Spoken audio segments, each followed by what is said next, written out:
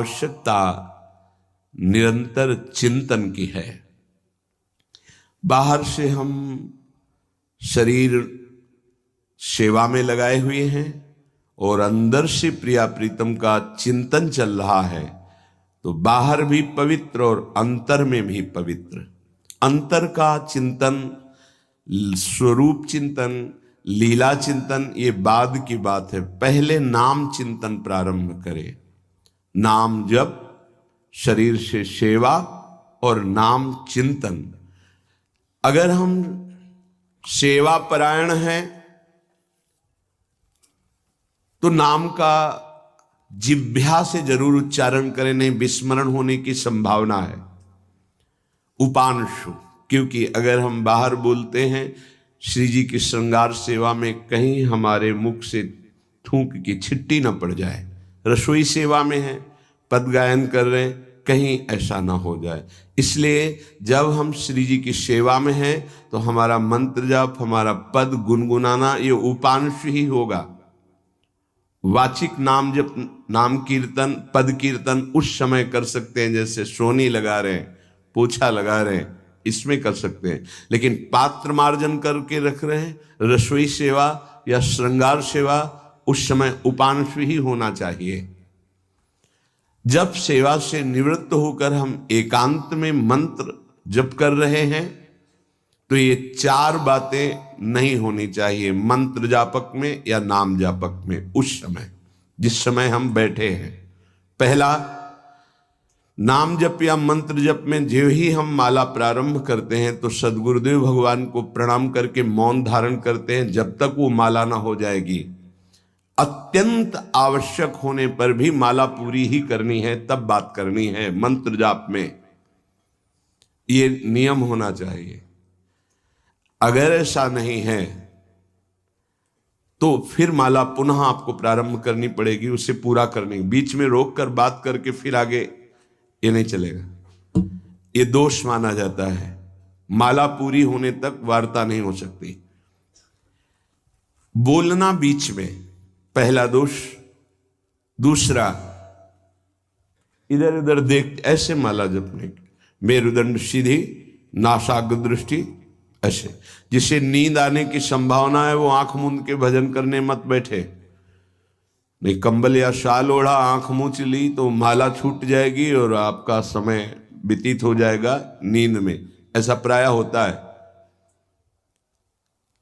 कठोर आसनों पे बैठ करके नींद ना आवे इसलिए नासाग्र दृष्टि रख के जप किया जाता है। उस मंत्र का ध्यान करते हुए आंख खुली हुई, बार बार पलक झपकना ऐसे ऐसे, ये नहीं, नासाग्र दृष्टि रखते हुए मंत्र जप करते हुए बोलना नहीं। जैसे 11 माला का नियम दिया है गुरु मंत्र का, तो जिनकी विशेष विशेष सेवाएं हैं, जब आपको समय मिले, जितना मिले अधिक से अधिक आप मंत्र जाप करें। जब आप आसन पे बैठकर मंत्र जाप कर रहे हैं तो बोलना नहीं है, माला पूरी होने पर ही बात करें अगर कोई अत्यंत आवश्यक है। दूसरा, इधर उधर गर्दन हिलाना, देखना, ये नहीं। मेरुदंड सीधी, आंख खुली हुई, आंख मूंद के नहीं जपना। एक महाभागवत की पत्नी निरंतर भगवदाकार वृत्ति में रहती थी, तो उनके पति जब पूजा में बैठते तो आंख मूंद करके बैठते ध्यानस्थ से। एक बार उन्होंने पूछा, प्रभु आपके आंख मूंदने और आंख खोलने में अंतर पड़ता है क्या? तो उनका पड़ता है। तो बोले आपकी पूजा अधूरी। हम चाहे बाहरी दृष्टि में हो या आंतरिक दृष्टि में हो, एक ही चिंतन होना चाहिए। आंख खुली हो या आंख बंद, तभी सच्चा उपासक है। तीसरा, हिलना मंत्र जाप के समय। ये कीर्तन में हो सकता है, पद गायन में हो सकता है, लेकिन मंत्र जाप के समय हिलना नहीं, ये नहीं। गर्दन घुमाना, बात करना। चौथा, हंसते हुए प्रपंच की वार्ता करना, हंसी मजाक चल रही। बोलना मतलब उत्तर देना, चौथे में जो हंसते हुए प्रपंच वार्ता करना। बैठे हैं कुर्सी में 3 लोग, माला हाथ में, प्रपंच की वार्ता। अपमान कर रहे हो माला का, मंत्र का। आप क्या कर रहे हो? उपहास कर रहे हो। 4 लोग जा रहे हैं, माला सरक रहा है, बातचीत कर रहे, तो माला सरकाने से थोड़ी भगवत प्राप्ति होगी। जो माला की एक भी मन का नाम और मंत्र से खाली ना जाए, उसका चिंतन करते हुए, वो आंतरिक चिंतन को बढ़ाने के लिए माला है। माला सरकाने से थोड़ी भगवत प्राप्ति होती है।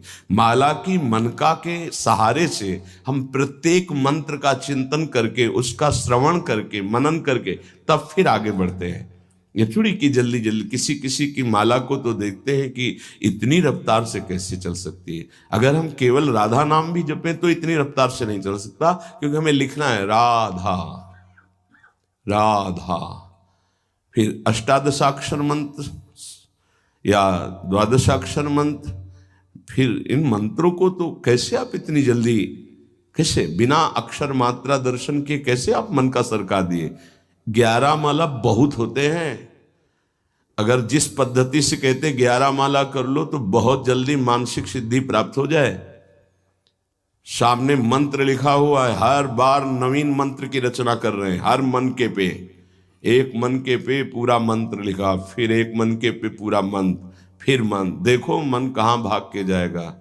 मन निर्विषय हो जाएगा, सच्चिदानंद की तरफ दौड़ पड़ेगा मन। जबके समय किसी को उत्तर देना, इधर उधर देखना, शरीर को हिलाना, हंसते हुए हंसी मजाक वार्तालाप करना, 4 बातें जब में निषेध है। जब काले न भासेत नान्यानि प्रेक्षेत बुधा न कंपेत शिरोग्रीवाम दंता नैव प्रकाशयेत। 4 बातें। ए हंसी मजाक, 2 साधक चल रहे रास्ते में, माला भी चल रहा, हंसी मजाक। तुम्हारे पास समय कैसे, तुम्हारा माला कैसे चल रहा है, तुम वार्ता कर रहे हो, हंसी मजाक कर रहे हो। ऐसा नहीं, इतने सिद्ध नहीं हो गए हो। जो शास्त्र जब काले न भाषेत नान्यानि प्रेक्षित बुधा न कंपेत शिरोग्रीवाम दंतान नैव प्रकाशयेत। माला जपते समय ये ऐसे हिलना डुलना, शांत, हंसी मजाक, न दंतान नैव प्रकाशेत, दांत नहीं दिखाई देने चाहिए। गुरुमंत्र के समय तो मुख से वायु भी नहीं निकलनी चाहिए, मुख से। बस ये स्थिति। थोड़ा दांतों के बीच में जगह है, जिह्वा का अग्रभाग ऊपर के दांत के जोड़ पे है, हल्की सी नाक की श्वास से मंत्र का उच्चारण है, उसी का श्रवण है, और नेत्रों से दृष्टि में हम देख रहे हैं। भगवदाकार मंत्राकार वृत्ति करनी है। प्रभु के मंगलमय नाम उच्चारण करने से करोड़ करोड़ जन्मों के पापों का नाश होता है, ऐसा शास्त्र और ब्रह्म ऋषियों ने निश्चय किया है। भगवान का नाम उत्तम श्लोक है, पवित्र कीर्ति है। जो नाम जप करता है वो पवित्र कीर्ति वाला हो जाता है, वो उत्तम श्लोक भगवान को प्राप्त कर लेता है, भगवत स्वरूप हो जाता है। इस मार्ग में चलने वाले उपासक से, चाहे वो ज्ञान मार्ग का हो या भक्ति मार्ग का हो, कोई पाप बन जाए तो शास्त्रोक्त प्रायश्चित करने की आवश्यकता नहीं है। जैसे कृच्छ व्रत, चंद्रायण व्रत, बड़े बड़े कठोर व्रत पापों का प्रायश्चित करने के लिए हैं। वो केवल नाम जप, नाम कीर्तन अपना बढ़ावे, उसी से सारे प्रायश्चित हो जाएंगे। जप करने वाले को अन्य प्रायश्चित करने की आवश्यकता नहीं है।